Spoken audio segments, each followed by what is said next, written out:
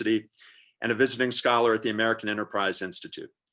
She was the Garwood Teaching Fellow at Princeton University in 2011-12, and she's the author of a book on Montesquieu, along with many scholarly articles in the fields of political philosophy and American political thought. She is a co-editor with Amy and Leon Kass, other dear friends of St. John's College, of the volume, What So Proudly We Hail, The American Soul in Story, Speech, and Song. Professor Schaub was going to be a keynote speaker at a conference that we were holding last April on democracy, liberal education, and the common good. That was canceled or postponed. We dream of reconvening that on the far side of this moment that we're in. But we're thrilled, and Professor Schaub, I just can't thank you enough both for your intention to join us for that event. We count on bringing you to our campus in time, but I'm so glad you were willing to join us today. And if I understand from you correctly, you have lectured in Annapolis before. I know you have many connections and much familiarity with St. John's College, and we're thrilled to be able to welcome you, so to speak, for the first time to the Santa Fe campus. So with that, I will hand things over to Professor Schaub, who is, the title of her lecture this afternoon is Learning to Love Lincoln, Frederick Douglass's Journey from Grievance to Gratitude. Professor Schaub. Okay, thank you, Walter.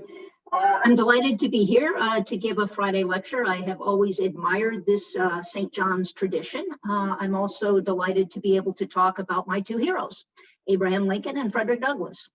I'll be focusing on what one of them had to say about the other. Frederick Douglass, in his great Oration in memory of Lincoln, delivered in 1876 upon the occasion of the dedication of the Freedmen's Monument, observed that, quote, any man can say things that are true of Abraham Lincoln, but no man can say anything that is new of Abraham Lincoln. That is still the case today. Not even by resorting to lies and untruths can one find anything new to say about Abraham Lincoln. The truths and untruths, and maybe most common, the half-truths, have all been around a long time. The task is thus not to be original in one's appreciation, but to be just. Proper appreciation of Lincoln's statesmanship, particularly during his lifetime, was rare. The contrast with George Washington is instructive. Although both experts and ordinary citizens now routinely consider Washington and Lincoln the greatest of American presidents, Washington's rank as a statesman was clear, uncontested from the first. So uncontested that his election to the presidency was unanimous, while the election of Lincoln was so contentious as to provoke civil war. In addition to the seditious opposition of the South, Lincoln encountered plenty of loyal opposition in the North, not only from Democrats, but from those more radical than he, both within the Republican Party and outside it, among the various strands of abolitionists. Radicals, then and now, have been particularly stinting in their praise of Lincoln. Some today suggest that credit for emancipation belongs more to those like Frederick Douglass, who pressured Lincoln to take that decisive step. At the extreme, this position asserts that Lincoln was anti-Black, that the proclamation was basically a fraud, and that Lincoln does not deserve any credit for emancipation since he was forced into glory. Now, before signing on to that contemporary radical critique, we might want to examine what the greatest of the abolitionists himself had to say about Lincoln. From his newspaper editorials before and during the war to his speeches and personal reminiscences after the war, the trajectory of Douglass's thinking about Lincoln is one of increasing and deepening appreciation, often revising his own earlier negative assessments. Perhaps because Douglass was self-educated, he remained a lifelong learner, capable of open-minded and rigorous reconsiderations. The way in which the exercise of his critical faculties could lead him to substantive revaluations was evident early in his career when he dramatically changed his opinion about the status of slavery under the Constitution. Repudiating the Garrisonian view of the pro-slavery character of the Constitution, Douglass embraced an anti-slavery reading of the document, thereby transforming himself from a revolutionary intent on annulling the Constitution to a reformer still fiercely critical of American practice, but ever after a staunch defender of America's founding principles. A parallel but more subtle shift occurred as a result of Douglass's encounter with Lincoln, an encounter that taught him to appreciate the statesman, which is to say the prudent politician, as well as the John Browns of the world. Douglass learned to love Lincoln, and in his 1876 Oration in Memory of Lincoln, he recapitulated that intellectual and emotional journey for the benefit of all Americans. Douglass's oration was the keynote address at the unveiling of the nation's first statue in honor of Lincoln. The statue is entitled Emancipation, and it was erected in the name of the former slaves and was paid for exclusively through their donations. As befitted the ceremonial nature of the occasion, Douglass's speech expressed gratitude towards Lincoln, but more intriguingly, it reflected on the political significance of gratitude. It is a speech both of gratitude and about gratitude. Douglass says that the sentiment of gratitude, which perpetuates the memories of great public men, is one of the noblest that can stir and thrill the human heart. Further, he points out that with the dedication of the Freedmen's Monument, Black Americans now, for the first time in the history of our people, he says, join in this high worship. Douglass wants the world to notice what we, the colored people, are doing in honoring Abraham Lincoln. As he explains, first things are always interesting, and this is one of our first things. Douglass presents the Black commemoration of Lincoln as an act that honors the honorers almost as much as it honors the honoree. Now, the story of how the Freedmen's Memorial took the shape that it did, and Douglass's role in ensuring that his people's first national act came off well, is a fascinating one. Douglass was asked right after the war, right after the assassination of Lincoln in 1865, to lend his name to the Educational Monument Association. The association proposed to raise money from Blacks and whites alike to build a Black college in honor of Lincoln's memory. Douglass refused to participate in the project. And here's what he wrote in his letter to the organizers. He says, "For a monument, by itself and upon its own merits, I say good. For a college by itself and upon its own merits, I say good. But for a college monument or for a monument college, I do not say good. The whole scheme is derogatory to the character of the colored people of the United States. It looks to me like an attempt to wash the Black man's face in the nation's tears for Abraham Lincoln. I am for washing the Black man's face, that is, educating his mind, for that is a good thing to be done. And I appreciate the nation's tears for Abraham Lincoln. But I am not so enterprising as to think of turning the nation's veneration for our martyred president into a means of advantage to the colored people and of sending around the hat to a mourning public." So Douglass doesn't want gratitude, which he calls one of the holiest sentiments of the human heart, to be contaminated with blatant self-interest. For gratitude isn't even gratitude then. In the proposed college monument, the problem of impure motives would have been even worse, since there would be not just a mixture of motives, but actually a division of motives along racial lines. Whites would be doing the creditable giving and Blacks the self-interested taking. Douglass does not want his people to enter upon citizenship in that way.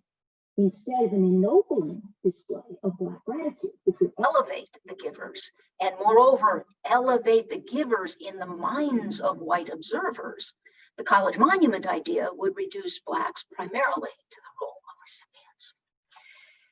Now, Douglass was not, in principle, opposed to white philanthropy on behalf of Blacks.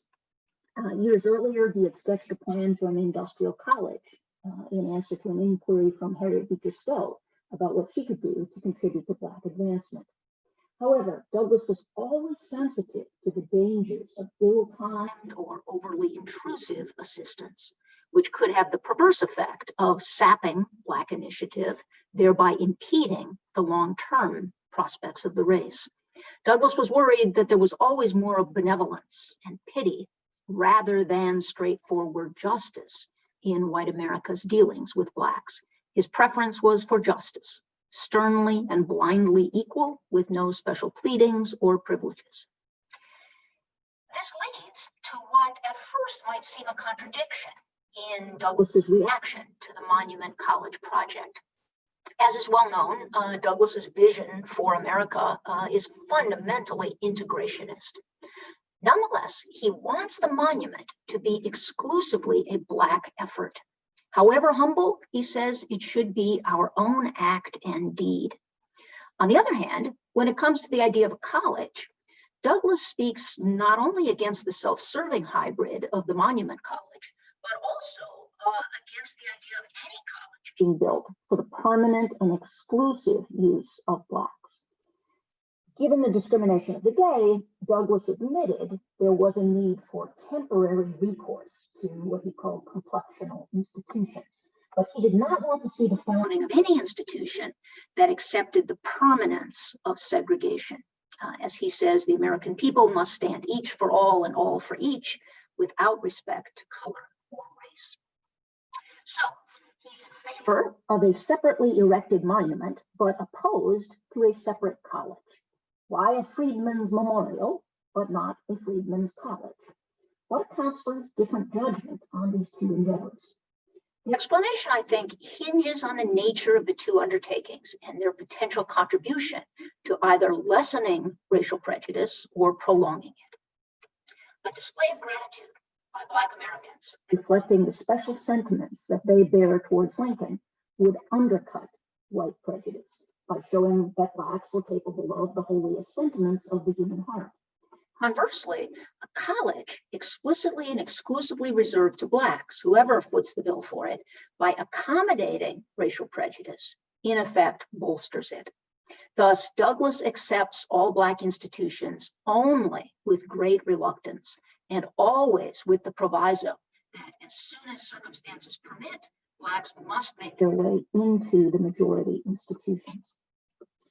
Douglass is consistent in that he judges instances of race solidarity and group action by their effects on friendship between the races. So his guiding question is always, does the doing of this deed point us toward the overcoming of race prejudice and contribute to an ethos of common citizenship? Acts of Black self-reliance, both individual and group-based, can create the conditions for non-racial brotherhood. Douglass understood that before the Black man could be recognized as a brother, he must first be recognized as a man. So manliness precedes fraternity. Or to give it a non-gendered formulation, independence precedes friendship. As Douglass had hoped, the Monument College plan was abandoned, and in the end, the memorial took the pure form that he had recommended, with Douglass himself delivering the keynote address. And not surprisingly, his first paragraph refers to the manly pride with which Blacks should view the occasion, while the final paragraph sets forth the Black claim to human brotherhood.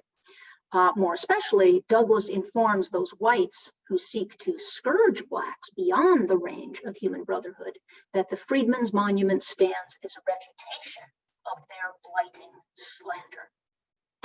In between the opening invocation of manliness or independence and the closing invocation of brotherhood or friendship, the speech itself demonstrates how a still very divided nation could develop a shared perspective on the achievements of Abraham Lincoln.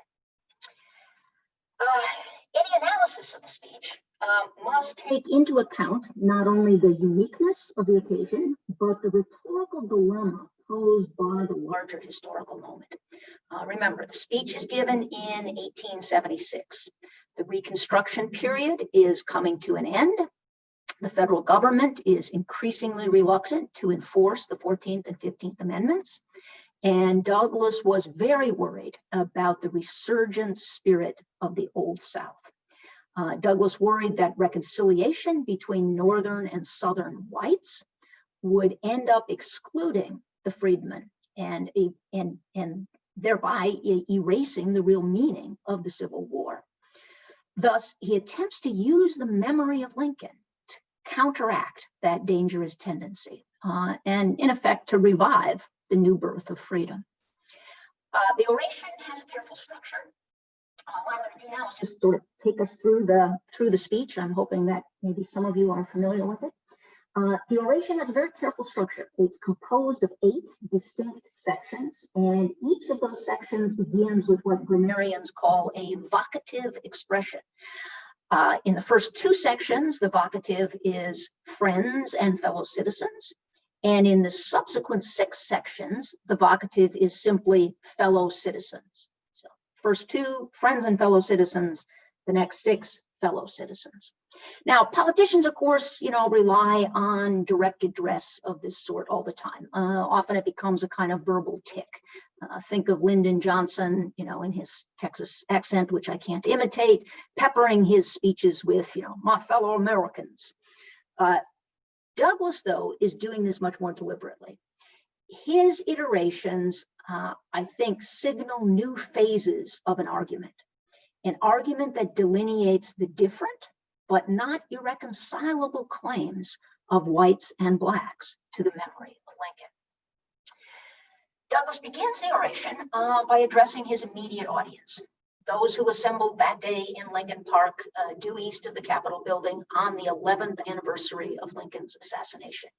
The audience was a large one and racially mixed. It was composed of 25,000 ordinary citizens, along with numerous representatives of official Washington. Douglass mentions the presence of members of the House of Representatives and the Senate, the presence of the Chief Justice and all the members of the Supreme Court, and President Grant himself. These attendees deserve to be called not just fellow citizens, but friends. Their very attendance gives evidence of their sympathies. Interestingly, this first section of the speech makes no mention at all of Lincoln, but instead congratulates you, a pronoun that seems to refer, at least initially, only to Douglass's fellow blacks. Thus, he speaks of our condition as a people and the remarkable progress in that condition. The evidence of progress, which Douglass says is a credit to American civilization, provides the occasion for a shift to congratulating all. Douglass notes that the new dispensation of freedom has come both to our white fellow citizens and ourselves. The second section of the speech acknowledges especially the federal government and its friendly role in this new dispensation. The erection of the memorial received congressional approval, and the pedestal for the statue was paid for by congressional appropriation. So the statue itself was paid for by the freedmen, and the pedestal paid for by Congress. And the day of the dedication had in fact been declared a federal holiday. Douglass highlights the awful sacrifice that lies behind this federal friendship. This section contains his first mention of Lincoln, and he calls him the first martyr president of the United States. Moreover, Lincoln's martyrdom is presented as the climax of the larger national sacrifice to which Douglass alludes with his reference to yonder heights of Arlington. Arlington Cemetery was visible from Lincoln Park, and 16,000 Civil War soldiers were buried there, including 1,500 Black troops. On the 11th anniversary of Lincoln's death, what Douglass wanted to remind his audience of was blood-bought freedom, our blood-bought freedom, in which we, the colored people, rejoice.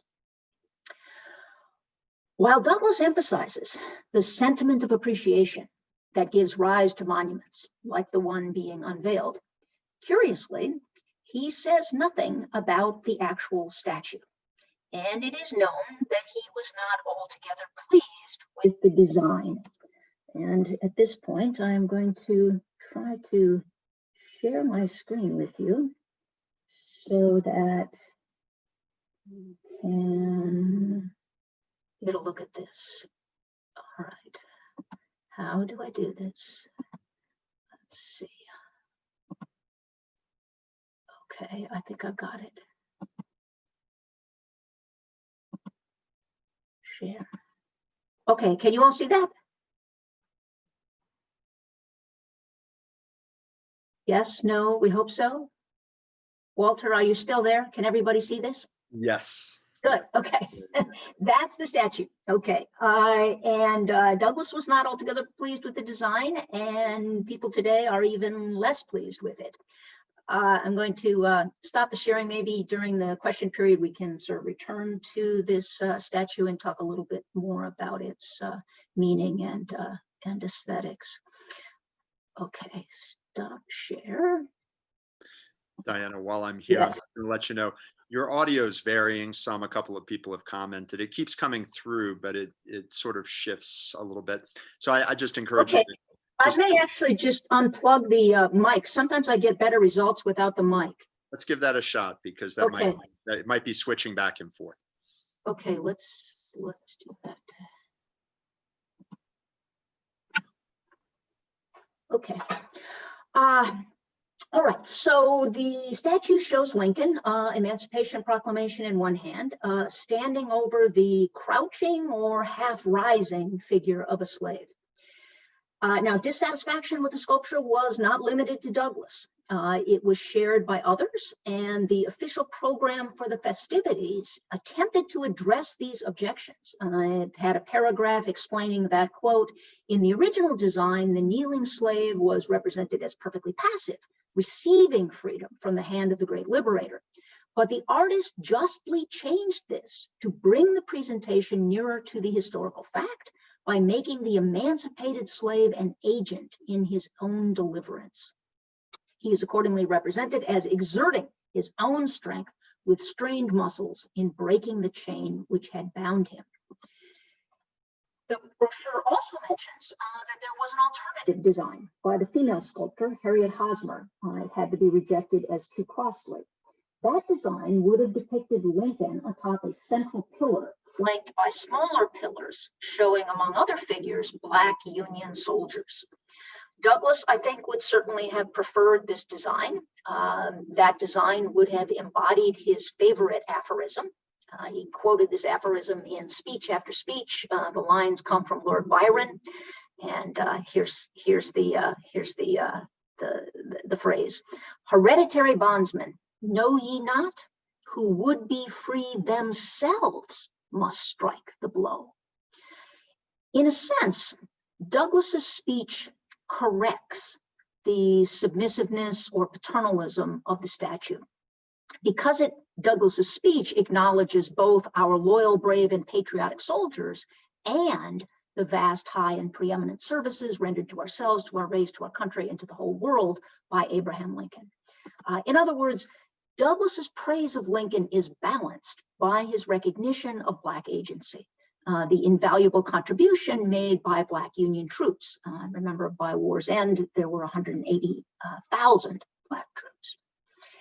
Having spent the opening two sections proclaiming the generous deed of the moment and commending it to the notice of men of all parties and opinions, including, he says, those who despise us, Douglass, in the third section, begins to speak to the larger nationwide audience, an audience of fellow citizens, not all of whom are necessarily friends. Douglass now treads very carefully. He does not want the Black embrace of Lincoln to trigger a white flight from Lincoln. And so he quite dramatically backs away from the great emancipator, insisting that, quote, Abraham Lincoln was not, in the fullest sense of the word, either our man or our model. In his interests, in his associations, in his habits of thought, and in his prejudices, he was a white man. He was preeminently the white man's president, entirely devoted to the welfare of white men. He was ready and willing at any time during the last years of his administration to deny, postpone, and sacrifice the rights of humanity and the colored people to promote the welfare of the white people of his country. The race to which we belong are not the special objects of his consideration. Knowing this, I concede to you, my white fellow citizens, a preeminence in this worship, at once full and supreme. You are the children of Abraham Lincoln. Douglass devotes the whole of section 3 to reassuring nervous whites, whites who are patriotic, but probably prejudiced. Basically, he tells them, look, don't worry, Lincoln always loved you best. Take it from me, a Negro, Lincoln was not a Negro lover. It's a rather startling rhetorical gambit, but it allowed Douglass to exhort white Americans to heap high their hosannas of Lincoln. He tells them, to you, it especially belongs to sound his praises, to preserve and perpetuate his memory, to multiply his statues, to hang his pictures on your walls, and commend his example. For to you, he was a great and glorious friend and benefactor. By the close of this section of the speech, which we might dub the white supremacist section, one might wonder why Blacks are bothering to honor Lincoln at all. Douglass's answer is that while whites are Lincoln's children, Blacks are his stepchildren, children by adoption, children by force of circumstances and necessity. Moreover, what Lincoln did for his stepchildren, whether it was part of his original intention or not, was deliver them from bondage. Accordingly, Douglass entreats whites to despise not the humble offering of former slaves. The separate claims of whites and Blacks upon the memory of Lincoln can coexist. Whites can honor Lincoln for saving the Union. Blacks can honor him for emancipation. Shared homage, if it is ever to develop, must begin with toleration for racially specific homage.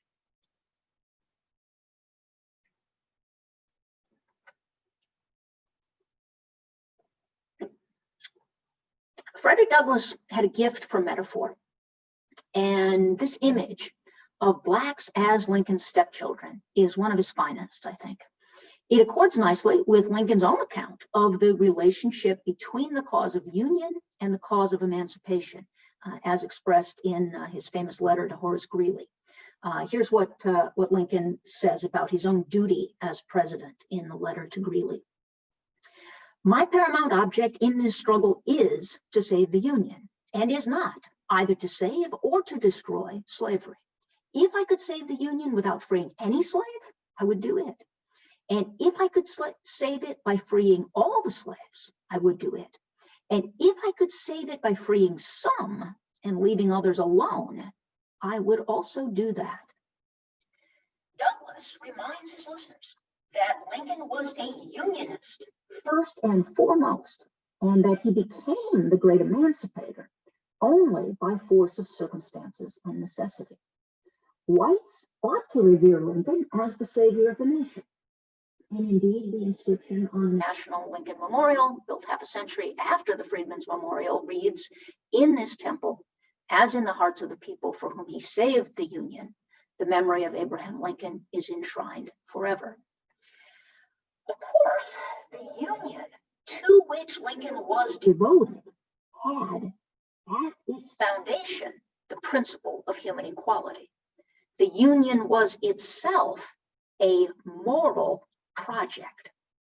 Because the bond of genuine union is a teaching about natural rights, American patriotism ought to produce citizens who are, as Douglass says, friendly to the freedom of all men.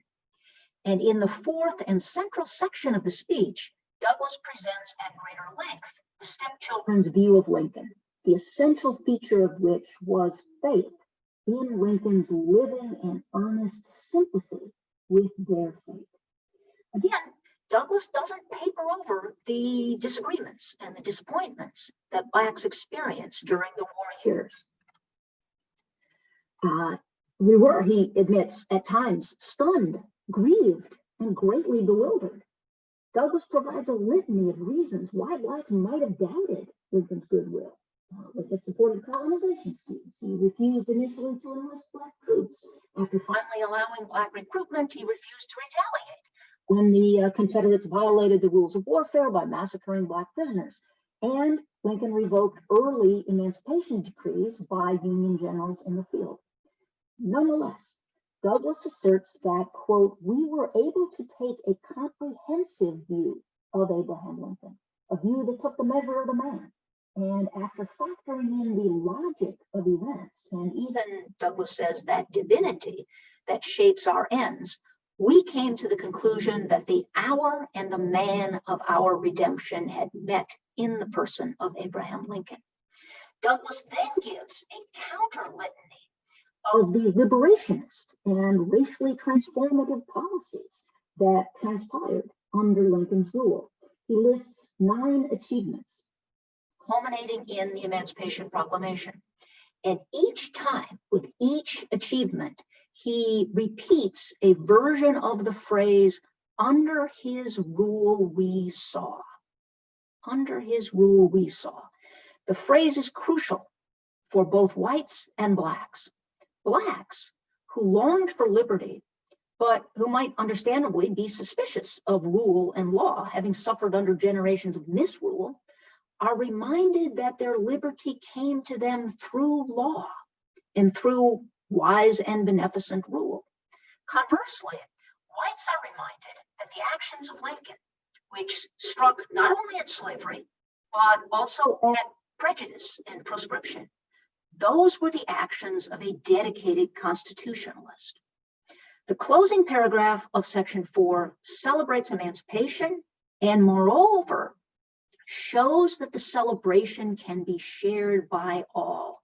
Douglass asks, can any colored man or any white man, friendly to the freedom of all men, ever forget the night which followed the first day of January 1863, the date of the final issuance of the Emancipation Proclamation? Whites can appreciate Black liberation, and Blacks can appreciate white statesmanship. Statesmanship, a word that Douglass now uses for the first, but not the last time in the address. On this new biracial basis of union and liberty, Douglass goes on to a reconsideration of Lincoln in sections 5, 6, and 7. He argues that Lincoln's great and good character was transparent to all those who saw him and heard him. Indeed, direct contact wasn't even necessary. In a passage with tremendous import for us today, Douglass says, the image of the man went out with his words, and those who read him knew him. We are indebted to biographers and historians who have scoured and scavenged for all the bits and pieces of eyewitness testimony and hearsay evidence, and who have laboriously contextualized and hypothesized and speculated to such a degree that, with the exception of Jesus, there is now no one who ever walked the earth more written about than Abraham Lincoln. Nonetheless, it's reassuring to know that Lincoln's words alone are enough.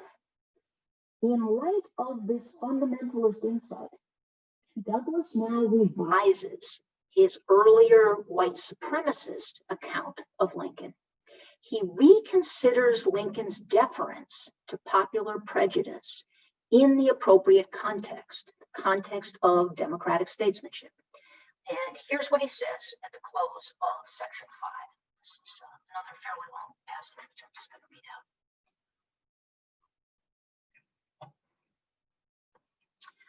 I have said that President Lincoln was a white man and shared the prejudices common to his countrymen towards the colored race.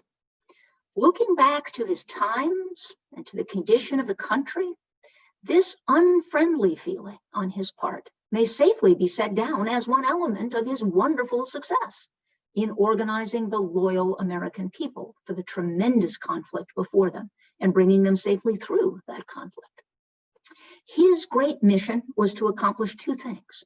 First, to save his country from dismemberment and ruin, and second, to free his country from the great crime of slavery. To do one or the other, or both, he must have the earnest sympathy and the powerful cooperation of his loyal fellow countrymen. Without this primary and essential condition to success, his efforts must have been vain and utterly fruitless. Had he put the abolition of slavery before the salvation of the Union, he would have inevitably driven from him a powerful class of the American people and rendered resistance to rebellion impossible. Viewed from the genuine abolition ground, Mr. Lincoln seemed tardy, cold, dull, and indifferent. But measuring him by the sentiment of his country, a sentiment he was bound as a statesman to consult, he was swift, zealous, radical, and determined. Frederick Douglass himself always occupied the genuine abolition ground, and his speeches and writings from the early years of the war especially often manifested great frustration with Lincoln's caution. In retrospect, however, Douglass generously acknowledges the partiality of his own abolitionist stance, and he credits Lincoln as the comprehensive statesman. I think it is important to note that the final paragraph of this section carefully distinguishes Lincoln's views on race from his views on slavery. Douglass repeats for the third time that Lincoln was prejudiced, or more precisely, that he shared the prejudices of his white fellow countrymen against the Negro. According to Douglass, racial prejudice is a social construct. There's nothing innate or inevitable about it. It seems, though, that Douglass does not regard Lincoln as particularly progressive on the question of race. He was a follower or a sharer in the dominant opinion of the day. However, in this very same section, in which Douglass refers to Lincoln's prejudices, he explicitly says that, quote, the humblest could approach him and feel at home in his presence. This statement echoes what Douglass said elsewhere about the experience of being in Lincoln's personal presence.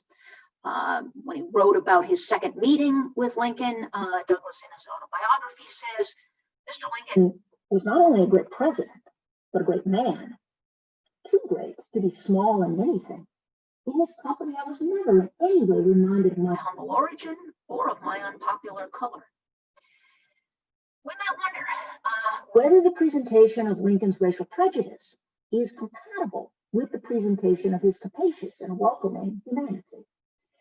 Of course, it might be possible for someone to regard a particular class of people as inferior in certain respects, while still treating individual members of that class with consideration. In other words, Lincoln could have been both prejudiced and polite. If so, though, it would still be necessary to explain why Douglass in the Oration chooses to draw attention to one quality more than the other. Perhaps he wishes to indicate to both blacks and whites that racial prejudice is not an insuperable obstacle to Black advancement or bettered race relations. Alternatively, I believe it's possible to interpret Douglass's remarks in a way consistent with the view that Lincoln deferred to popular prejudice without fully subscribing to popular prejudice. The issue might be elucidated by asking, what was the nature of Lincoln's sharing in white prejudice? When he describes the relation between Lincoln and when Douglass describes the relation between Lincoln and the sentiment of his country, Douglass credits Lincoln with being in advance of popular opinion, measured against which he was swift, zealous, radical, and determined. Douglass introduces the key verb consult, claiming that the sentiment of his country was something Lincoln was bound as a statesman to consult. To the extent that popular sentiment was unfriendly to Blacks, Lincoln's sharing in it may have been political rather than personal, deliberately affected rather than deeply held. Douglass here, I think, conveys a crucial lesson about the limits within which democratic statesmen operate. Politicians can't get too far ahead of public opinion if they hope to remain politically viable. And more than others, perhaps, Black citizens must incorporate this insight into their assessment of political figures. A comprehensive view must, Douglass says, make reasonable allowance for the circumstances and not judge on the basis of what he calls stray utterances or isolated facts. In taking the measure of Lincoln, Douglass shows how granting this latitude of maneuver is compatible with respect for the burdens of statesmanship, as well as the self-respect of citizens. I think what Douglass is trying to do really is model what it looks like To take a comprehensive view of a politician. These people are new voters, and there are two dangers they have to avoid. Douglass doesn't want Blacks to look to politics for a Moses figure, but he doesn't want them to fall into the opposite error either of cynically seeing only the flaws. He shows the possibility of appreciation without idolatry and criticism without rejection. Now, whichever way one comes down on the question of Lincoln's views on race, Douglass is emphatic that Lincoln's attitude towards slavery was above reproach. Douglass quotes from the Atonement passage of the Second Inaugural, in which Lincoln interpreted the Civil War as the blood price exacted by a just God for the nation's sins toward the slave. I hope everybody remembers the passage. It speaks of the war possibly continuing until all the wealth piled by the bondman's 250 years of unrequited toil shall be sunk, and until every drop of blood drawn with the lash shall be paid by another drawn with the sword. By the way, those were lines that Douglass quoted in nearly every post-war speech he gave that mentioned Lincoln. The Second Inaugural solemn Invocation of divine reparations, Douglass says, gives all needed proof of Lincoln's feeling on the subject of slavery. Douglass now revisits an issue that he had highlighted earlier in section 3, when he mentioned Lincoln's policy of opposition to the extension of slavery. He had stressed Lincoln's willingness to protect, defend, and perpetuate slavery in the states where it existed. This tolerance of slavery in the South was there cited as evidence of Lincoln's pro-white views. That was section 3. Now, however, in section 5, Douglass explains that Lincoln acted as he did, not because he was indifferent to the fate of Black slaves, but, quote, because he thought it was so nominated in the bond. in other words, he acted out of fidelity to the Constitution as he understood it. Lincoln's pre-war willingness To leave slavery alone in the southern states does not in any way disprove or lessen his anti-slavery convictions. Of course, Douglass himself disagreed with Lincoln about what precisely was nominated in the bond. Most notably, Douglass argued that the so-called fugitive slave clause of the Constitution did not, in fact, refer to slaves at all, but rather to indentured servants who had signed contracts and could be held accountable to those legal terms. Nonetheless, even though he is not fully in accord with Lincoln's reading of the document, Douglass moves his audience toward an appreciation of constitutional devotion. Douglass is acutely aware that racial progress in the future will depend on the fidelity of both Blacks and whites to the Constitution. The Constitution is purified and completed by the 13th, 14th, and 15th Amendments. Fittingly, sections 6 and 7 transcend race altogether. These are the only sections that make no reference to either whites or Blacks. Section 6 describes Lincoln's early years, his preparation through plain speaking and plain dealing for the great crisis of Civil War. Douglass emphasizes Lincoln's humble origins. It says, a son of toil himself, he was linked in brotherly sympathy with the sons of toil in every loyal part of the Republic. In this section, racial division is overcome and replaced by the class division between the patrician James Buchanan, who Douglass says was willing to allow national dismemberment, and the plebeian Abraham Lincoln, who had an oath in heaven to preserve, protect, and defend the Constitution of the United States. So the division that we ought to dwell on, Douglass implies, is that between patriotism and treason. This theme reaches its apotheosis in section 7, which describes the assassination of Abraham Lincoln. Despite the hell-black spirit of revenge that motivated the crime, Douglass argues that good has come from it. Dying as a martyr to union and liberty, these twin aims now conjoined and equal, Lincoln has become doubly dear to us. In his autobiography, Douglass noted that one effect of the assassination was to bring him into close accord with his white neighbors, feeling for the first time, he said, more like kin than countrymen.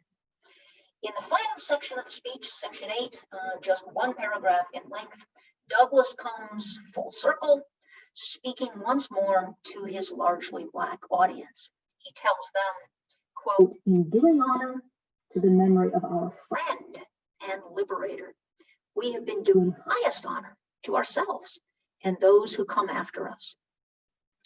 Note that despite the reference to Lincoln's unfriendly feeling, an unfriendly feeling that had been ascribed to him both in sections 3 and 5, Lincoln, by the end of the speech, has become our friend. Through his interpretation and masterful presentation of Lincoln's statesmanship, Douglass has knit together the American polity in mutual understanding and appreciation of Lincoln. Douglass, I think, has acted as a statesman himself by demonstrating how memory and memorialization, done well, might shape a better American future. In conclusion, let me just say a word about the larger lesson to be drawn from this speech. Frederick Douglass is best known as an activist and a radical. Much of his speaking and writing involved demands for justice, justice towards Blacks, justice towards women, justice towards laborers.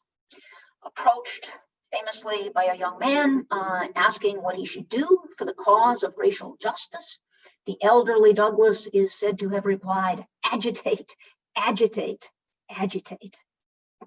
However, this fabled agitator also devoted a goodly portion of his public speaking to commemorating the past, celebrating the founding ideals of the nation, praising those citizens and public figures who remained faithful to both the Declaration and the Constitution.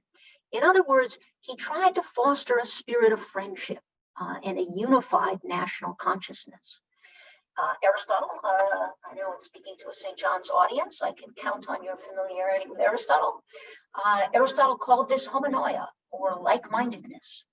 Like-mindedness, thinking the same about certain crucial matters, is the form of friendship that should characterize fellow citizens.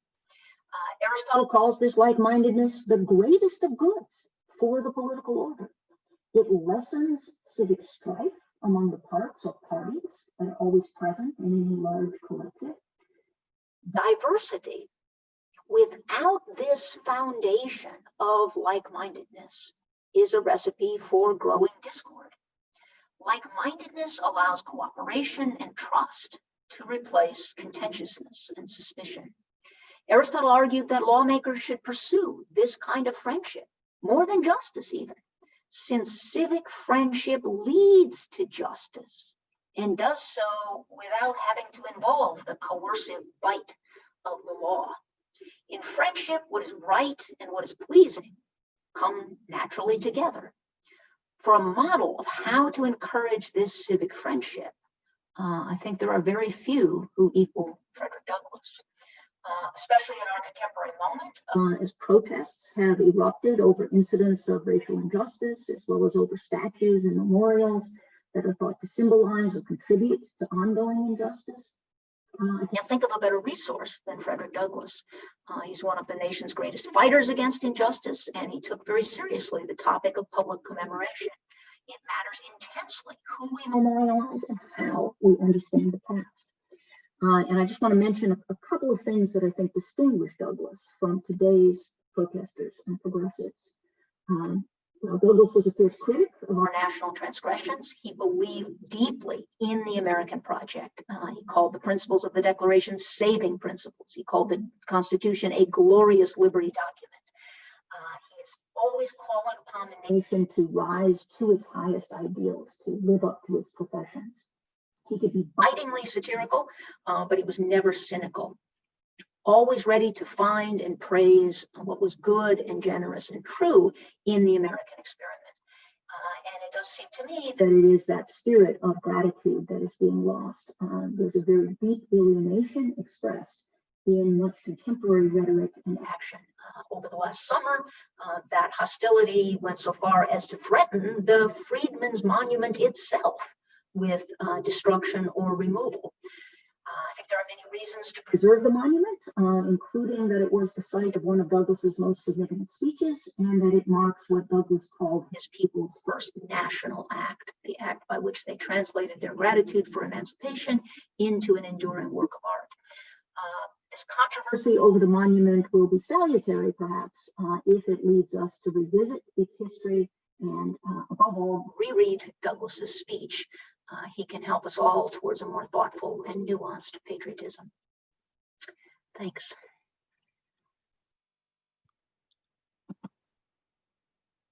Thank you so much, Professor Schaub. So we will take just a 2-3 minute break and then come back for a question period. I do apologize. The audio continued to vary. I've never had that problem before, so I don't know what's accounting for that.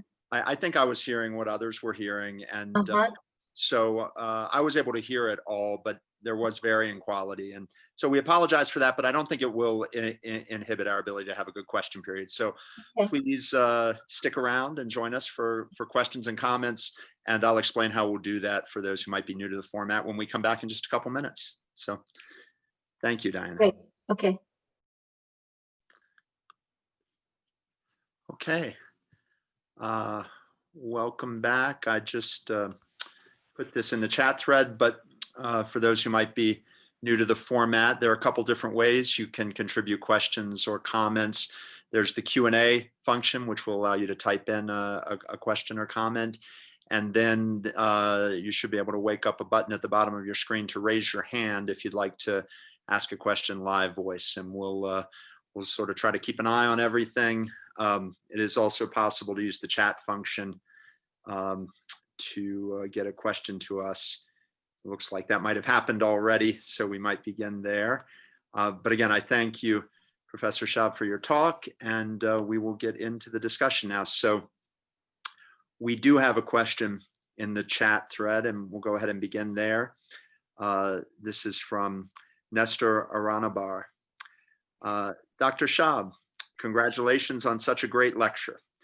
This semester learning under you, I gather you're acquainted, this semester learning under you has given me such a profound appreciation for Douglass.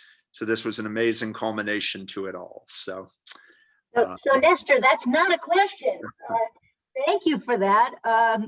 Nestor was a student in my Harvard class on African-American political thought. Do you have a question, Nestor? And again, to all of you attending, we will wait for questions and comments.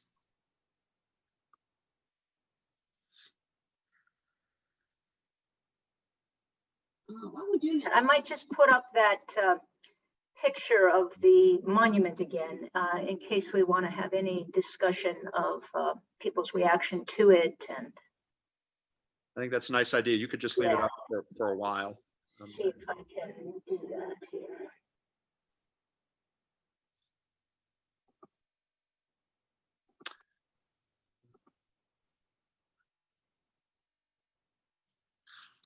Can you see it? Mm-hmm. Yes. I saw a hand go up and then come down, so I'm just going to, oh, it looks like that.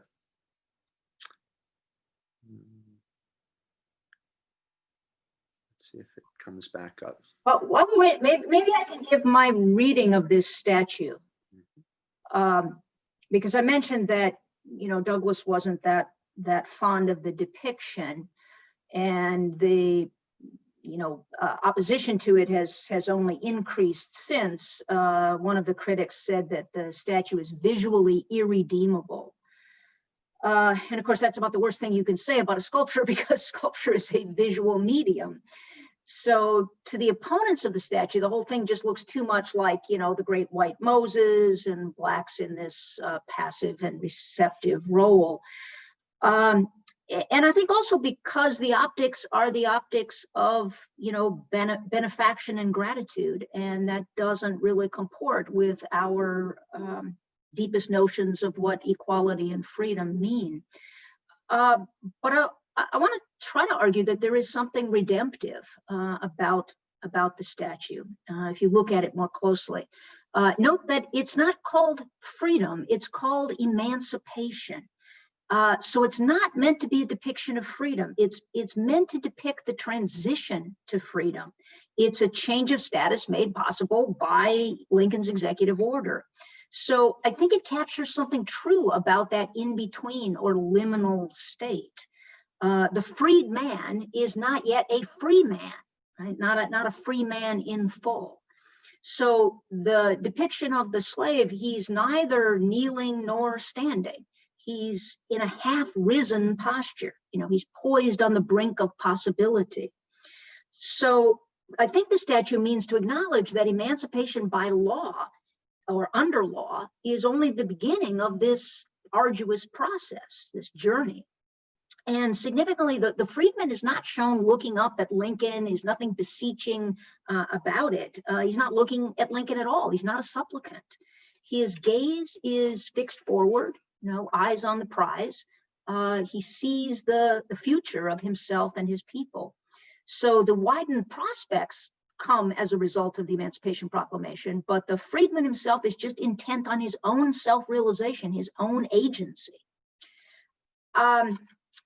Now, most of the dissatisfaction with the statute focuses on the depiction of the freedman, but there are other elements about the statue as well. Remember, it's a statue of Lincoln. Lincoln holds the Emancipation Proclamation in one hand. His hand rests on a plinth that contains certain symbols of the nation, George Washington among them. They represent law, government, the nation's founding. Behind Lincoln, which you can't see from this angle, is a whipping post. And it's somewhat covered over with some drapery. So the artist is, I think, insisting that we remember the old way, even as we celebrate the promise of a new way. Right? Enslaved people lives under the lash, and a free people lives under law. So in moving from one order to the other, we don't forget, right, the horrors of the past or its lingering legacy. And I think the statue is honest about that.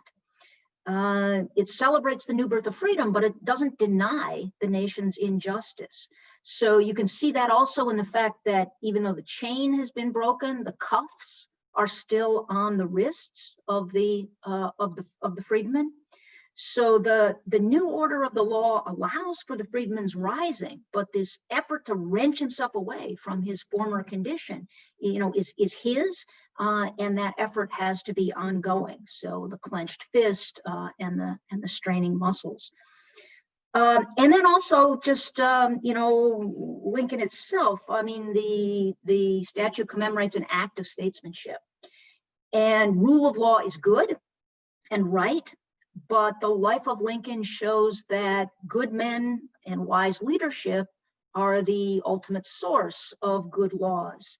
So Frederick Douglass, I think, emphasizes this point in the speech when he gives those 9 achievements of the Lincoln administration, achievements that struck down prejudice and racial exclusion.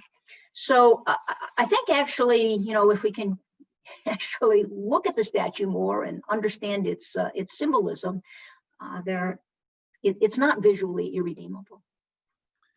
Thank you. Thank you. We do have a couple of written questions here. So okay, good. Turn to the first one there. This is from Don Lemons. We know that Douglass had a very high regard for John Brown, even regarding him as more consistently a friend of the enslaved than Lincoln.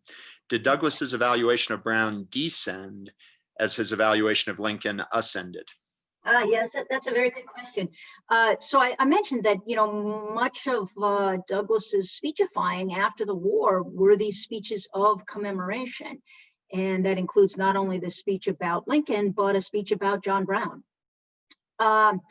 So no, I don't think so. He remains to the end a great admirer of John Brown. One might maybe expect that, yeah, as Lincoln rose, John Brown would come down a peg. I think he was in awe of Brown's dedication to the cause and the selflessness of that as a white man, to be willing to risk everything for the cause of the slave. That's not to say that that Douglass agreed with everything Brown did, and in fact, Brown approached Douglass to try to get him to join in the Harper's Ferry expedition, and Douglass refused. He thought it was a suicide mission. He had been much more receptive to some of Brown's ideas about moving south and trying to wage a kind of guerrilla war in the mountains and providing a place for freed slaves to come to and train. But he thought Harper's Ferry was folly. We have another question. Are you hopeful that today's Black Lives Matter movement can learn something from Douglass's moderation? Where do you see the energy of the protesters headed? Is the State of the Union intact? No, I'm not particularly hopeful that the movement would learn something from Douglass's moderation. I think at least the organizers are much too informed by a view that the American founding is, racist through and through, racist in its DNA, that critical race theory and things like that are really informing Black Lives Matter. I do suppose that those who are really interested in bringing about changes in policing will, begin to realize that you've got to work through the system, and so that there will be some, good results with respect to police training and laws and things like that. Yeah, on the State of the Union, I'm just going to leave that one alone. We all have our own views of that, but the more people can be brought to read these texts from the past and really think them through, the better off we'll be. Okay, our next question is from my colleague Marzora Shukla. In the final section of the speech, in addition to speaking of honoring Lincoln as Blacks honoring themselves, Douglass speaks of this quote, fastening ourselves to a name and fame imperishable and immortal in order to, quote, defend ourselves from blighting scandal, foul reproach, and the attempt to scourge us beyond the range of human brotherhood, and quoting from some different sections there. What do you think is the function of this invocation of the injustice with which Blacks continued to live at the end of the speech? Does it show Douglass as performing gratitude in the context of ongoing, deep, and just grievance? Yeah, very interesting question, and I'm glad to see you going directly to the text itself. For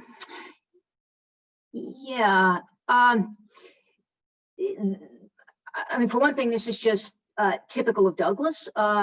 He will always try to show the full truth.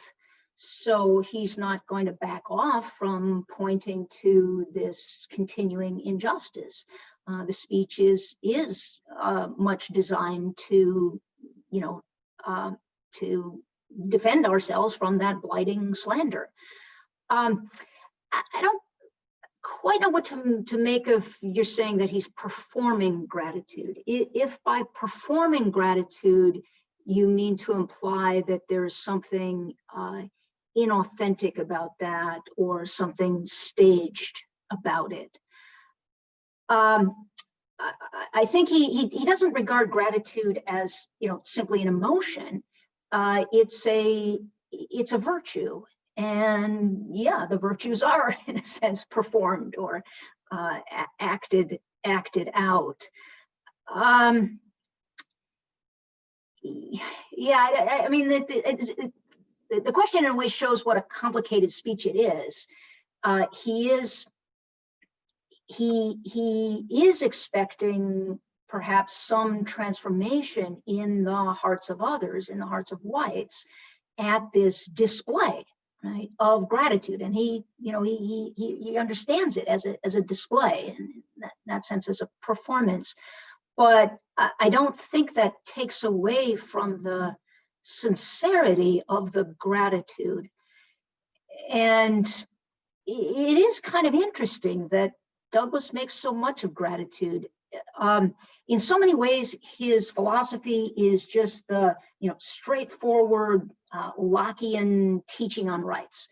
People are entitled to their rights, and if that's true, when your rights are acknowledged or respected or granted, why should there be any gratitude for that?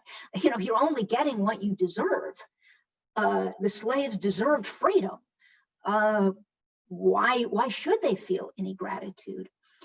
But it seems to me there are a couple of ways in which Douglass, works certain changes on that liberal teaching.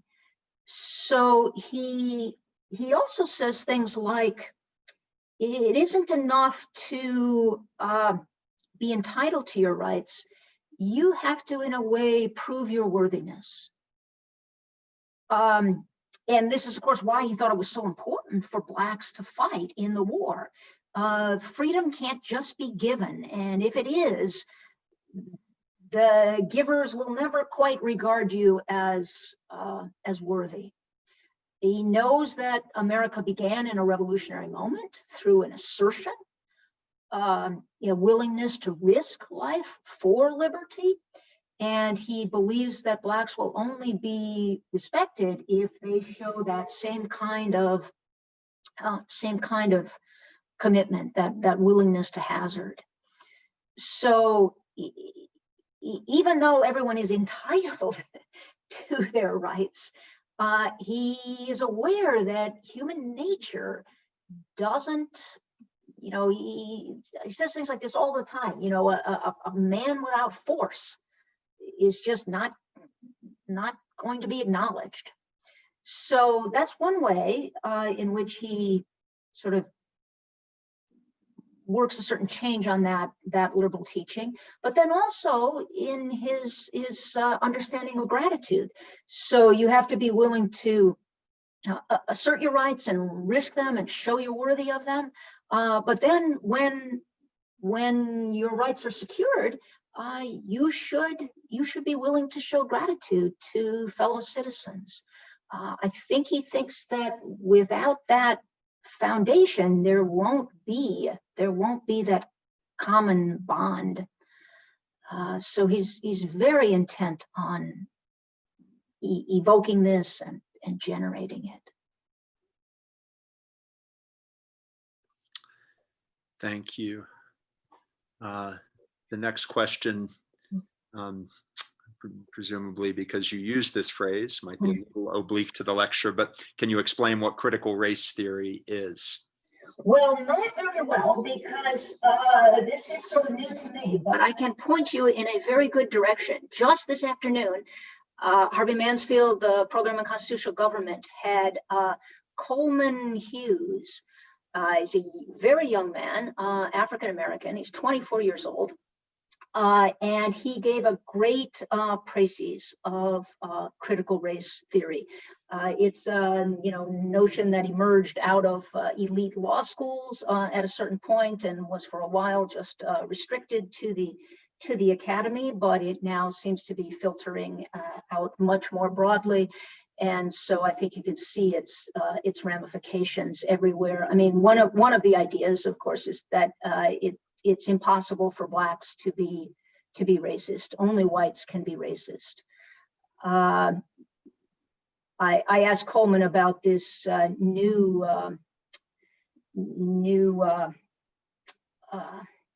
naming practice that has emerged just recently, where black is always uppercase and white is always lowercase.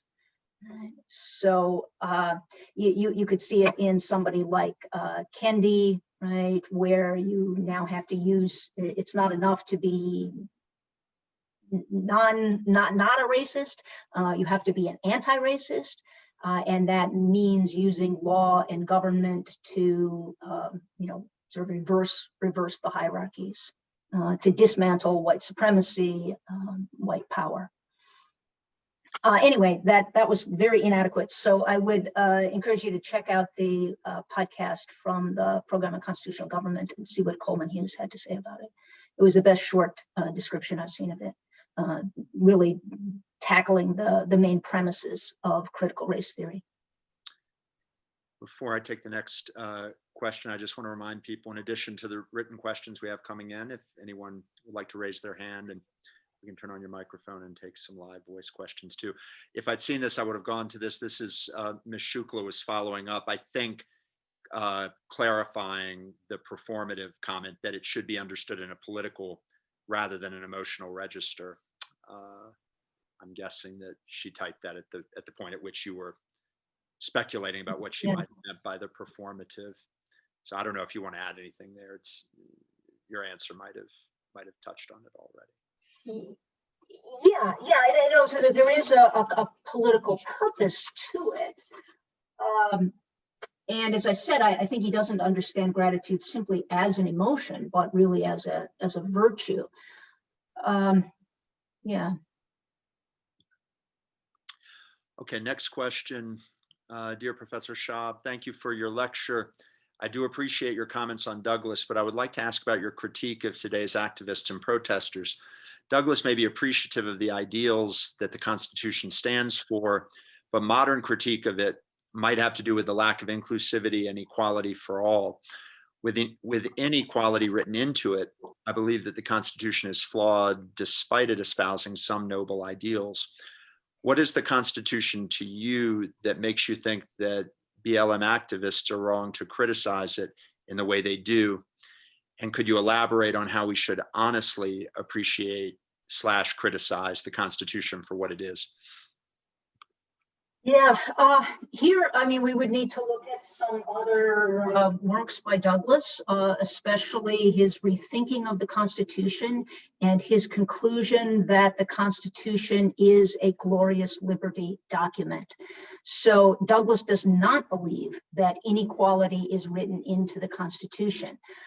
He says, we the people, there is nothing exclusionary about that. At the time of the adoption of the Constitution, there were free Black voters in many of the states. So I got a passage here that I can maybe read from Douglass. I think this would be his response to the radicals today. He would think they are making a grave mistake. Douglass is unsparing. He says, how dare any man who pretends to be a friend to the Negro thus gratuitously concede away what the Negro has a right to claim under the Constitution? I suspect he would repeat that rebuke today. I'm not sure what good can come from arguing, as Hannah Jones does in the 1619 Project, that there's a straight line from the Constitution of 1787 to the Dred Scott decision of 1857. I mean, one would have no sense reading her or many like her that Taney's opinion in that case was widely regarded as a travesty of justice. Douglass labeled it a judicial incarnation of wolfishness. And it wasn't just the abolitionists like Douglass. I mean, this was the platform of the Republican Party, right, calling for Dred Scott to be overturned. So I certainly agree that there is a lot of racism in American society from that early period on forward. But I don't agree that that racism is enshrined in the Constitution. And here, I mean, we would have to, get kind of into the nitty-gritty and look particularly at those passages in the Constitution that have some relevance to slavery and were understood to have some relevance to slavery. So I would just point you in the direction of Douglass's final reading of the Constitution from an 1860 speech called, I don't think it phrases the question, is the Constitution pro-slavery or not, or something like that. But it's an 1860 speech, and he really lays out exactly how he understands each of those supposed, slave clauses. Okay, the next question from Noah. Academic thought doesn't exist in a vacuum. Given that you mentioned present struggles for racial justice, I'm curious to know how you expect this lecture to contribute to or influence that struggle. I'm just a reader of old texts, so I'm not going to claim that it could have much influence, other than to encourage other people to become students of these texts. And I think if we do that, then we at least have a chance of deepening the current conversation, bringing some other perspectives to bear. Otherwise, all we get is the, sort of media influence, journalistic understanding of things. So it's not to say that there, weren't disagreements in the past. We need to go back and compare Douglass's reading of the Constitution to Lincoln's reading of the Constitution. They're not identical. And one would need to, think through which of those readings of the Constitution are more persuasive to you. But for both of those men, they were prepared to vindicate the founders. I'm going to skip for a second. I think we got maybe the earlier question or following up midstream on your answer about Douglass's reading of the Constitution. Yeah. Typed here is, but the 3/4 clause, I think the 3/5. 3/5 clause, yeah. So you might have already spoken to it in your. Well, no, not really. I didn't talk about the details of it. Yeah, the 3/5 clause. So what does the 3/5 clause mean? It means that, remember, the distinction in the 3/5 clause is not a racial distinction. It is not between black and white. All free residents are to be counted in full. Slaves are to be discounted, 3/5 of the slaves. Why was that the case? Well, put yourself back into the Constitutional Convention. Who was in favor of counting slaves in full in the Constitutional Convention? It was the pro-slavery delegates, or the delegates who wanted to strengthen the power of the slave states, those states who had the biggest numbers of slaves. They wanted slaves to count in full, not because they were recognizing the humanity of their slaves, but because they wanted to increase their own voting power in Congress. Who was it who didn't want slaves to count at all? It was the anti-slavery delegates. Why? Because counting slaves at all makes a mockery, for one thing, of the principle of representation, because slaves were being counted, but they weren't going to have a vote or a voice. So it made a mockery of the principle of representation, and because allowing slaves to count at all would increase the power of the slaveholders. So in other words, that was a political battle over which side would have more weight in the new Congress, in the House of Representatives, the pro-slavery or the anti-slavery side. It was not a debate that touched at all on the humanity of blacks. Free blacks, 1/10, remember, of the black population was free. Free blacks were counted in full. Right? And so what Douglass eventually says about the 3/5 clause, he says you could read it as a disability that was laid upon the slave-holding states. It deprived them of 2/5 of the natural basis of representation, the natural basis of representation being simply population. So they were being punished for having slavery. Now, of course, it was a bargain, and so you can look at it from either side. You can say either they were being, punished for having slavery, or they were getting an unfair bonus, right? Because they got to count their slaves towards the rule of representation and their political power. But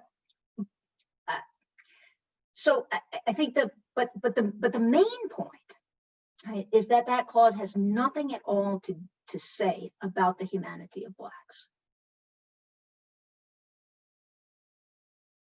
I wish this was live. I mean, I'd like to see who's asking and allow the asker to respond. And I'll just. We're missing something really essential here in not being able to engage. But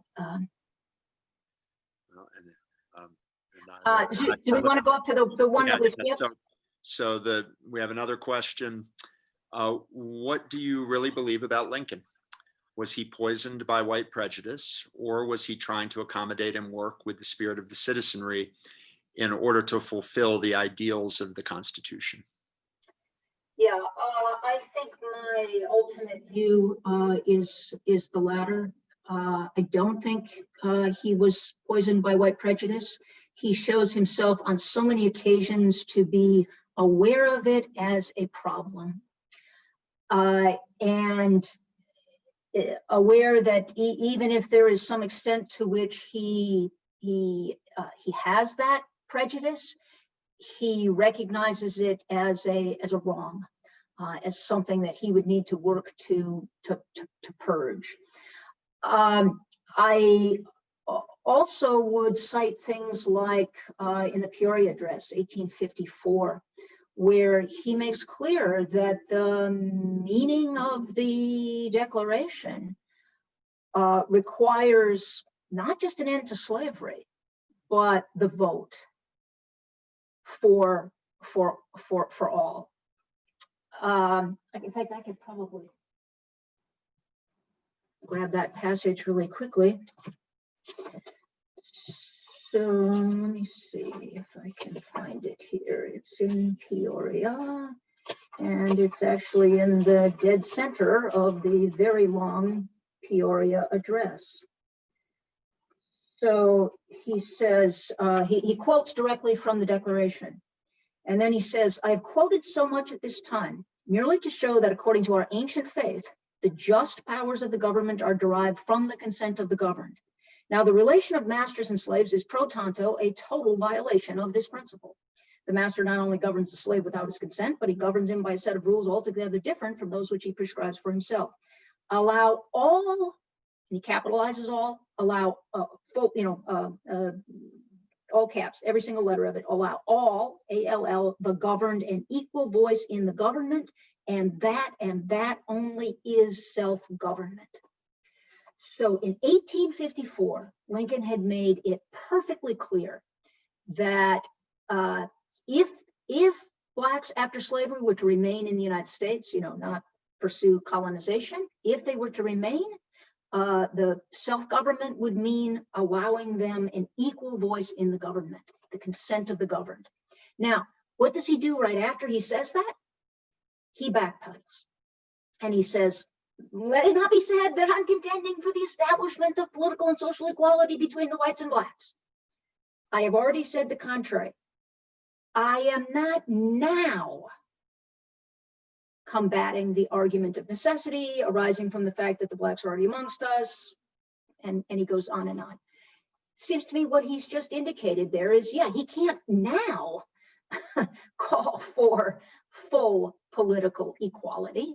That would be political suicide and would destroy the chances of actually getting rid of slavery first. In other words, you must do what is most urgent first.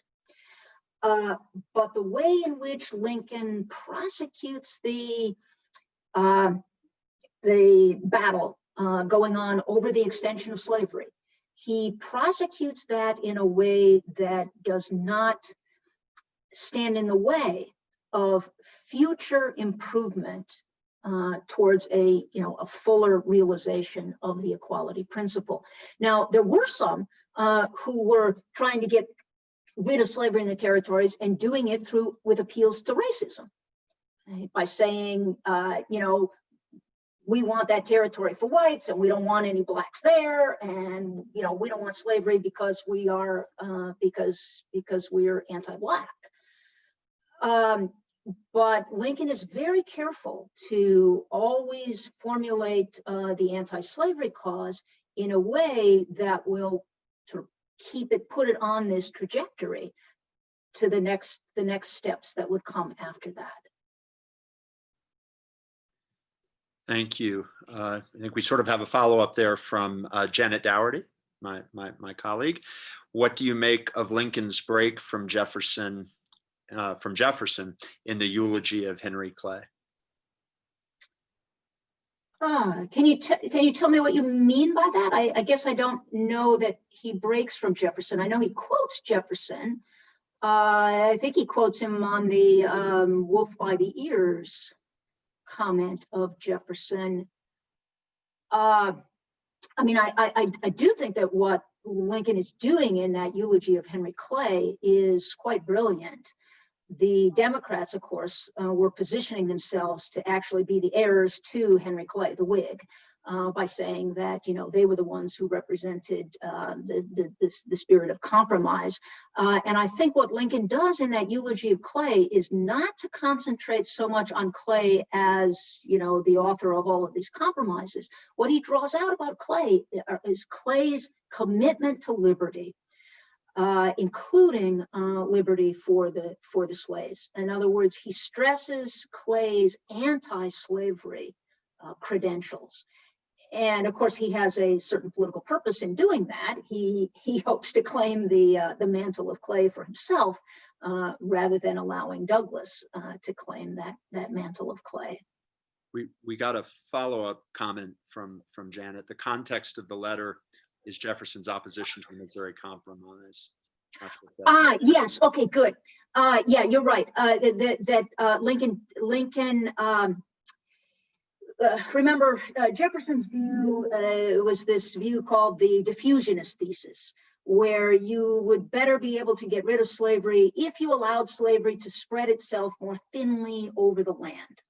Right. The problem with getting rid of slavery is that there are some places where slaves are the majority, and that that's the wolf by the ears argument. So if you could spread slavery out, then it might be easier to get rid of it. And you're right that Lincoln thinks that is just a Pollyanna argument, a lullaby argument. He puts no credence at all in that. He says that, what will happen if you allow slavery to spread, you will end up putting more people into slavery. And of course, if you allow slavery to spread in the territories, that will just create pressure to revive the international slave trade. And he says you will have deprived yourself of the moral argument on which you could resist the reinstitution of the international slave trade. But he does not indicate that he's departing from Jefferson there. He always says all honor to Jefferson. Right, Jefferson is the author of the Declaration of Independence. He's behind the exclusion of slavery from the Northwest Territories. He believes he gives Jefferson credit for being the sort of formulator of this position that would keep slavery out of the territories. He, always refers to the earlier Jefferson there. So he kind of buries his departure from Jefferson on the diffusionist thesis. Thank you. Next question. This lecture helped to contextualize the Emancipation Statue. I must admit that the first time I saw it, I found it jarring. I wonder how we can better give context to statues and monuments. Do you have any ideas or suggestions towards this? Yeah, one thing, you just have to look at them more. And I imagine we all need some instruction in art appreciation. There are certain sorts of, conventions and things you need to learn about, the symbolism. And so when you have a plinth like that, you want to look carefully at what's depicted on it. And you have to understand the various, the various symbols that are used. So that would help some. But especially with a statue like this, I think our kind of instinctual reaction against it, it's just more instantaneous. We are really uncomfortable with that sort of a depiction. I think you see the difference in think of one of these equestrian statues, right? The sort of heroic statues. When you look at that, I think you can simply translate yourself, into the person on horseback. So you can identify with the hero. But when you see the kind of depiction that you get in the Emancipation statue, when you see the inequality there, that's what we are made uncomfortable by. And by the way, there's a very similar statue of Booker T. Washington at Tuskegee, where Booker T. Washington is standing behind a sort of newly freed person educating themselves, and he's sort of lifting the veil from their eyes. And that statue also, I think, has provoked opposition. So I think it really is rooted in our views of equality. We want equality to be automatic, and we don't like to think about what's necessary in the way of development to achieve equality. Thank you. Maybe a little bit of a rhetorical question coming next here. What a magnificent lecture and discussion. So refreshing. Why are there so many deaf ears in today's America? Well, I suppose I could pile on there, but maybe it's always the case, right? I mean, we've read our Plato. We're all in one cave or another. It's not easy to get yourself out of the cave. So I'm just back with liberal education and what liberal education can make possible for students. Thank you. We have another question here that has some context for St. John's that you might be aware of, but in any case, I'll just read the question as it stands. Yeah. What of the statue of Teddy Roosevelt on horseback at New York's Natural History Museum? Yeah, well, you're taking me out of my depth here. I am not an art critic. I know the statue, and I know, that it has also occasioned a lot of opposition. I did read from somebody, I can't remember from whom, a defense of it. Again, an attempt to read it more carefully and see more there, to see what might be redeemed or redemptive in it. But I can't make the argument. I just I haven't looked carefully enough at that one. We've had some prominent members of our community on both sides of. Oh yeah, of that. Yeah. Well, all the more reason not to step into that one then. Maybe. Okay, I don't think we have another question teed up right now, so let's just wait a moment or two and see if we get either another written question or anybody raising their hand. If you have anything you want to circle back to in the meantime, you may, but we do not, we cultivate an ethos of being willing to endure silence for a while. And so we'll wait a minute or two and see if anything comes.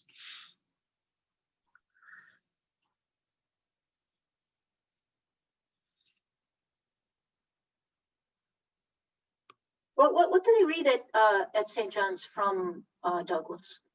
Do you read some of the narrative, or? It's varied, and it might vary now across the two campuses, but it's usually selections of some speeches, I think, including the one you referenced about the Constitution, the question of the Constitution being pro-slavery. usually read with writings of Lincoln as part of a sequence, and even on the same night. But it's varied quite a bit over the years, and we might have somebody tighten it up for me. I could pull up our seminar reading list. In fact, maybe I will while we're looking at it. So not the narrative though. The narrative. Well, it has been done, but I don't believe that's what we do now. And for Lincoln, both the Gettysburg Address and the Second Inaugural, or Often, and other speeches as well over the course of a couple of seminars. While we're chatting, I'll go ahead and pull it up, and I can tell you right now what we're doing.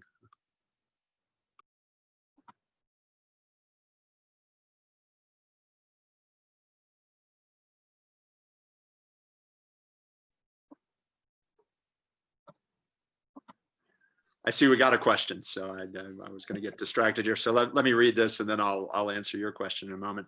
From John Carpenter, how did Douglass and Du Bois differ in their approaches to education for the slaves?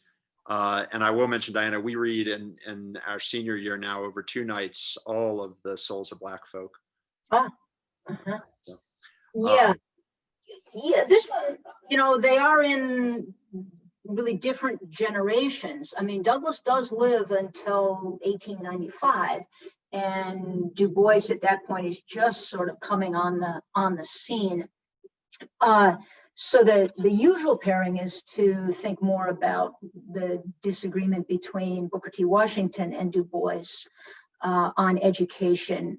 I guess I would say that Douglass is closer to Booker T. Washington.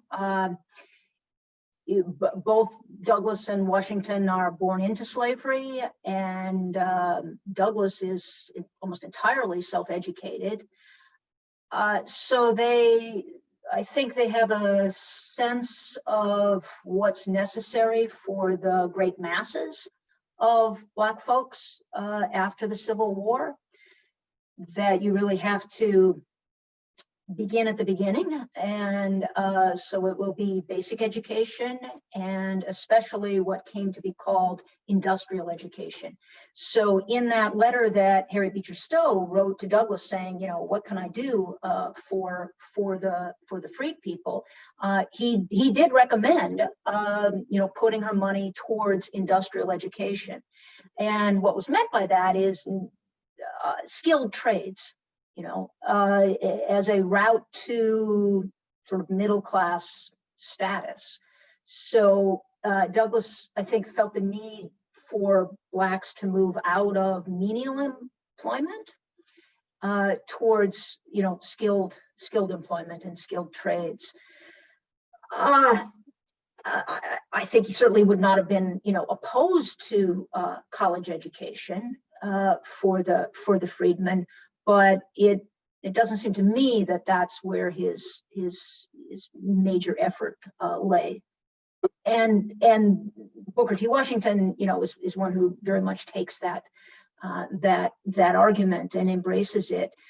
Du Bois is famous for his essay on the talented tenth. Du Bois believes that the race will be saved by its exceptional individuals. He believes in a kind of trickle-down theory of culture.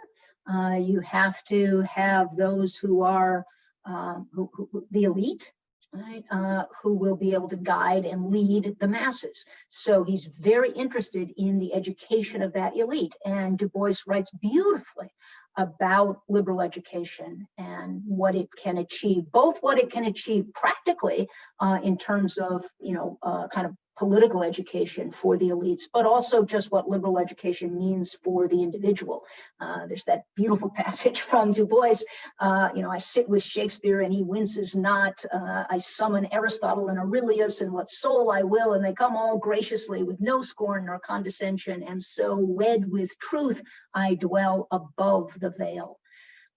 It's a beautiful image, but Washington's view, and I actually think there's an awful lot to be said for Washington's view, is that culture begins with agriculture.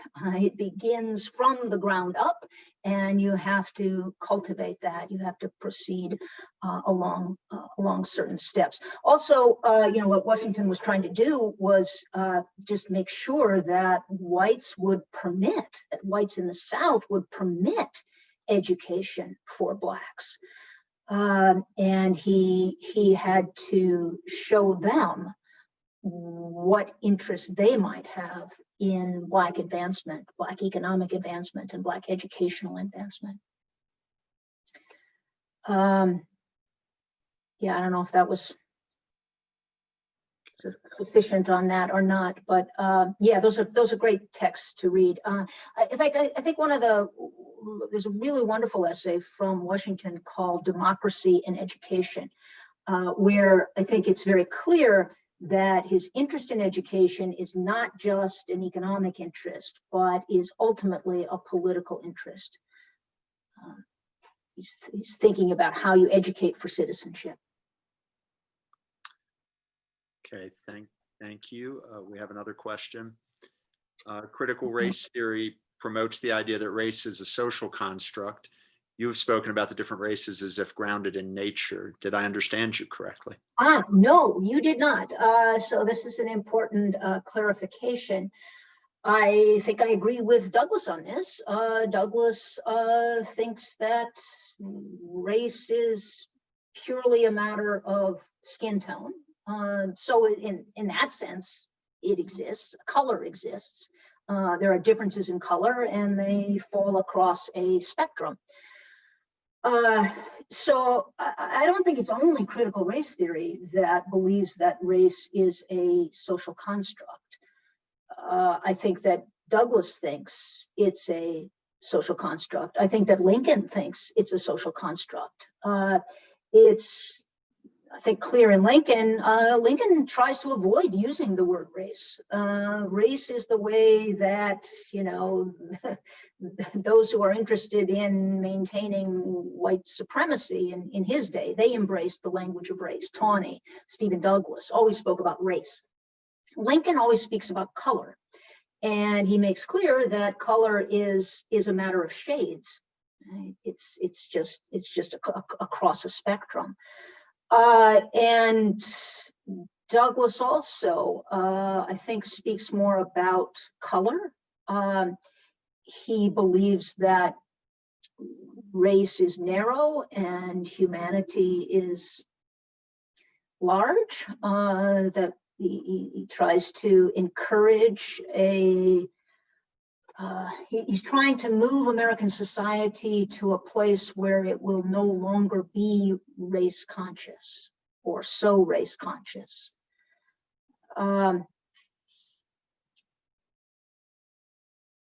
Yeah, I mean, again, I'd like to, do you want to type something back so we can pursue it further? We'll see if No, okay. If that comes.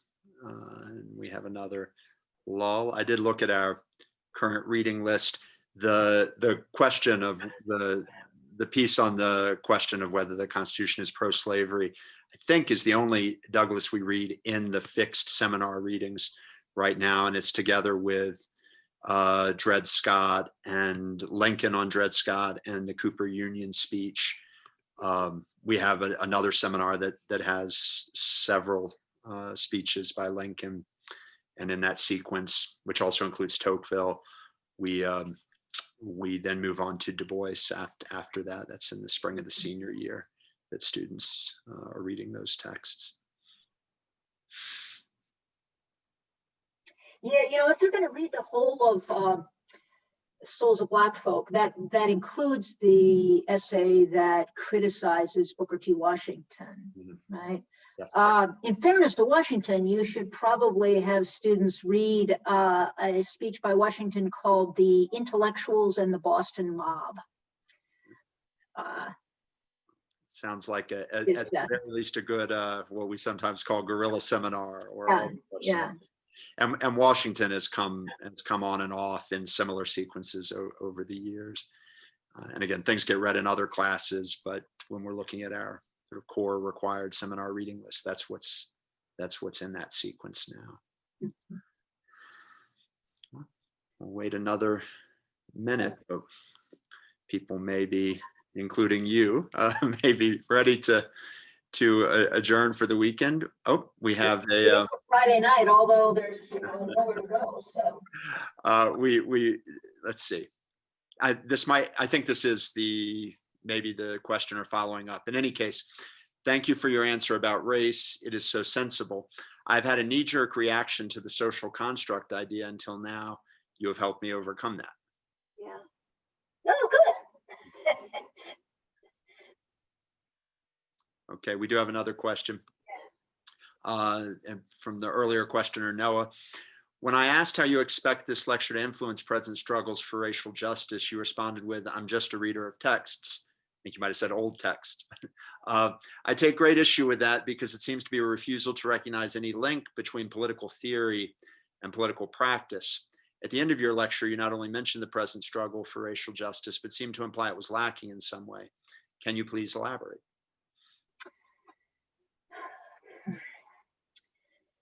Yeah.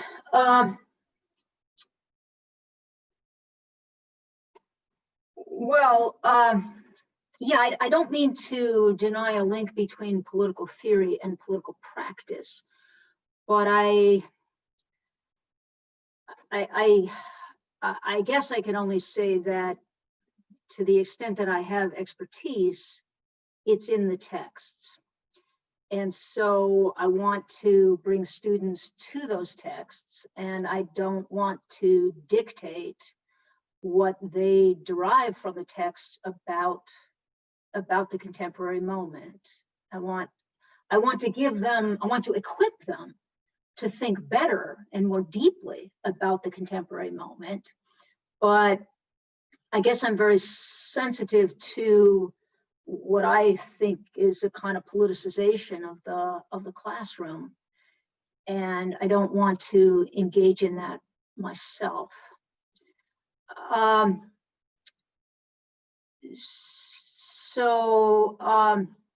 Second part here, I mentioned the present struggle for racial justice, but seemed to imply it was lacking in some way.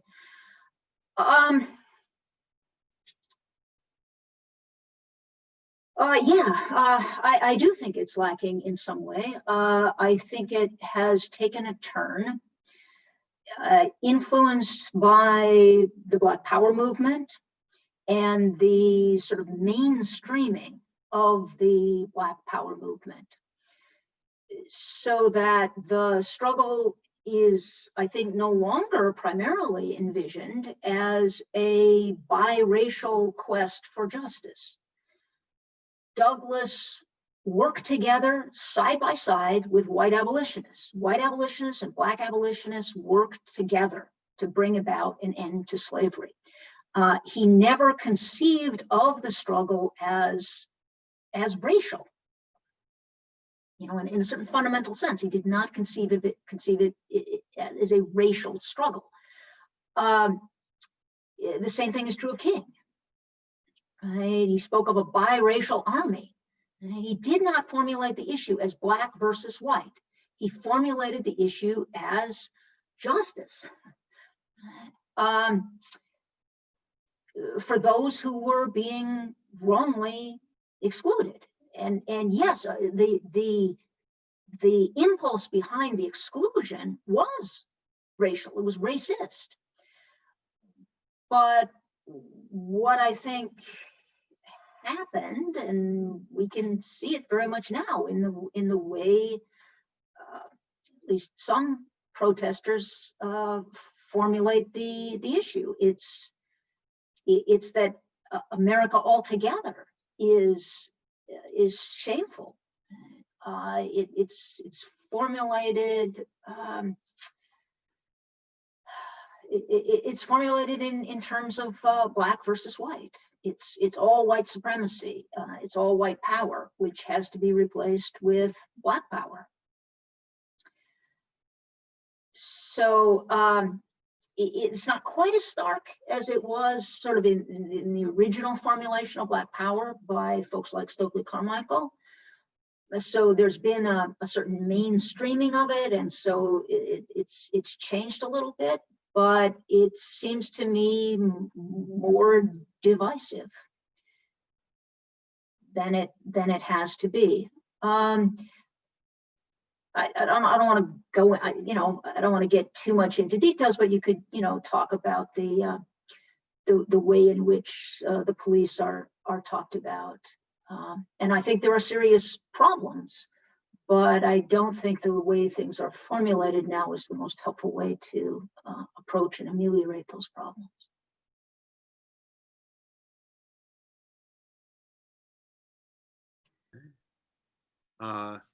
Another question from Anna Maria.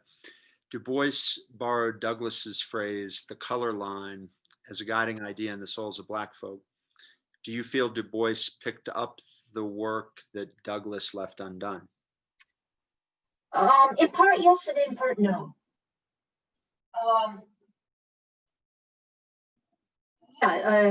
Du Bois was intent on opposing segregation and Jim Crow. All of that is a continuation of Douglass. But I think there is a real shift in Du Bois towards cultural nationalism and a kind of Black nationalism that is utterly absent from Douglass, and that I think he would have been a serious critic of. So you can see this in a work of Du Bois, an early work from Du Bois, The Conservation of Races, where Du Bois argues that it is important to maintain group separation and group solidarity, that Blacks sort of have a message to deliver to the world, as every people does, as every race does. In other words, Du Bois is a race theorist, right? And Douglass rejects the idea of race. So Du Bois says that, we want to found a Negro Academy so that we can formulate Negro art and Negro culture and, Negro social science. So he's calling for a certain separation. Now, it's not the thoroughgoing separation of the later Black nationalists. I mean, he's not arguing for immigration or, leaving America. He says we can find a way both to sort of develop Negroness and participate in the larger America, that you can combine, there can be a sort of nation within a nation. But Douglass is a complete integrationist. Right? Douglass actually envisions a time where there will be a new composite American race, that there will be so much blending, so much intermarriage, that he celebrates in a way this amalgamationist vision. And he says he himself is a kind of embodiment of it. His mother was Black, his father was white, presumed to be his first master, and there is apparently Native American heritage as well on his mother's side. So he regarded himself as a kind of blending of America's three races, and he thought that was the American future. And it might take a long time, but he pointed the nation in that direction. I mean, using the argument, if we actually become less prejudiced, we won't see race in that same way, and people's affections will follow the dictates of their heart, and there will be this blending.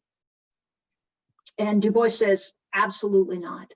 He says that would be to do a disservice to your race.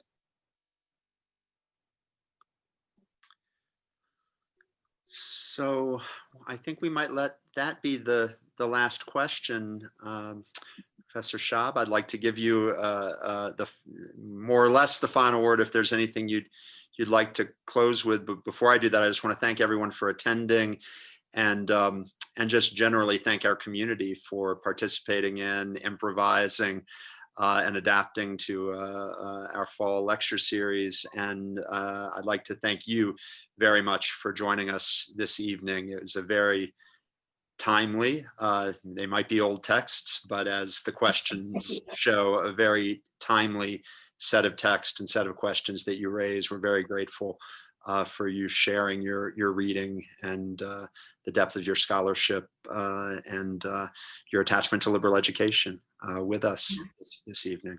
Yeah, so the last word is just go back to Douglass's Oration and read it. Can't be better than that.